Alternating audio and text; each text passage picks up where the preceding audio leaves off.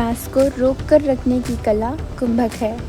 कुंभक के 4 प्रकार बाह्य कुंभक, आंतरिक कुंभक, स्तंभवृत्ति कुंभक, बाह्य अभ्यंतर विक्षासेपी कुंभक के बारे में हम पार्ट 5 में बात कर चुके हैं। आप में से कुछ लोगों ने जिन्होंने पार्ट 5 देखा है, मन में ज़रूर यह सवाल आया होगा कि मैंने 4 प्रकार बताए परंतु अंतिम के 2 तो प्राणायाम बताए थे मैंने।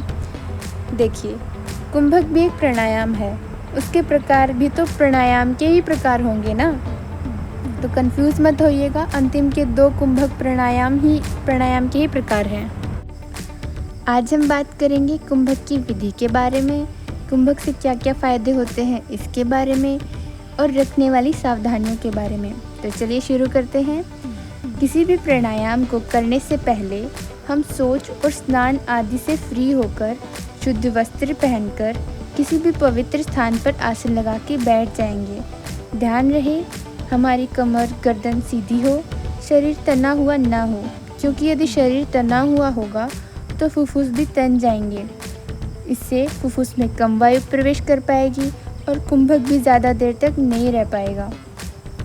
हाथों से ध्यान मुद्रा बनाएंगे एवं सुखासन या पद्मासन में बैठेंगे। यदि आप किसी आसन या मुद्रा में सहज नहीं हैं तो कुर्सी पर भी बैठ सकते हैं। ध्यान रहे आपकी पीठ सीधी हो और गर्दन, रीढ़, सिर एक सीध में हो। आंखें बंद रखनी है। यदि आपको आंखें बंद करने से चक्कर जैसा अनुभव होता है तो आप अपनी आंखें खुली भी रख सकते हैं। सरल प्राकृतिक श्वास से शुरुआत करें और अपने दोनों नासिका छिद्रों से स्वाभाविक रूप से सांस लें। सांस लेने से आपको अपनी सांस पर नियंत्रण पाने में मदद मिलेगी और यह आपके शरीर को आगे के अभ्यास के लिए तैयार भी करेगा। सबसे पहले हम आंतरिक कुंभक करेंगे। हम मन में 5 की गिनती के साथ गहरी सांस लेकर शुरुआत करेंगे। गहरी सांस लेने और फेफड़ों में ताज़ी हवा भरने के बाद जालंधर बंद में अपनी ठुड्डी को छाती से लगाएंगे। अब अंगूठे और अनामिका से नाक बंद करेंगे और अपनी सांस को 5 तक गिनने तक रोक कर रखेंगे। दोनों नासिका छिद्रों से सांस छोड़ेंगे और हाथ छोड़ेंगे और सिर उठाएंगे। श्वास को 2 गुनी गिनती 10 तक छोड़ना चाहिए, जैसा कि अनुपात 1:1:2 के इस उदाहरण में है। और अंत में पूरे व्यायाम चक्र को 10 से 15 मिनट तक दोहराएंगे। श्वास को बाहर छोड़ने के बाद जितनी देर तक श्वास को रोककर रखना संभव हो रोककर रखा जाता है और फिर धीरे धीरे श्वास को अंदर खींच लिया जाता है। इससे बाहरी कुंभक कहते हैं। अब हम जानेंगे कि कुंभक करने से हमारे शरीर को क्या क्या फ़ायदा होता है। प्राणायाम संपूर्ण श्वसन तंत्र अर्थात रेस्पिरेटरी सिस्टम को शुद्ध करता है। गहरी सांस लेने के कारण यह लंग्स की क्षमता को भी बढ़ाने में फ़ायदेमंद है। मस्तिष्क में प्राणायाम श्वसन केंद्र को सक्रिय करता है।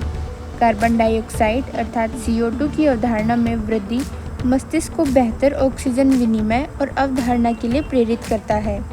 कुंभक के अभ्यास से आयु में वृद्धि होती है, संकल्प और संयम का विकास होता है, भूख और प्यास पर कंट्रोल किया जा सकता है, इससे खून साफ होता है, फेफड़े शुद्ध व मजबूत होते हैं, शरीर कांतिमान बनता है, नेत्र ज्योति बढ़ती है, नकारात्मक चिंतन सकारात्मक बनता है तथा भय और चिंता दूर होते हैं।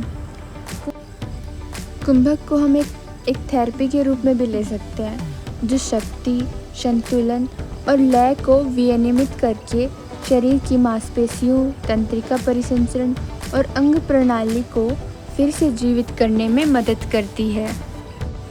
चलिए अब हम जानते हैं कि हमें कुंभक करने में कौन कौन सी सावधानियां रखनी चाहिए। बाह्य अभ्यंतर विक्षासेपी प्राणायाम नए साधकों के लिए बिल्कुल नहीं है। यदि श्वास की स्थिति ठीक नहीं है तो यह प्राणायाम नहीं करना चाहिए। यह प्राणायाम केवल नियमित अभ्यासियों के लिए ही है।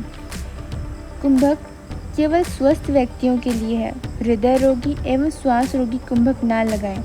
यदि लगाना चाहते हैं तो किसी गुरु के निर्देशानुसार लगाएं। Thank you for watching.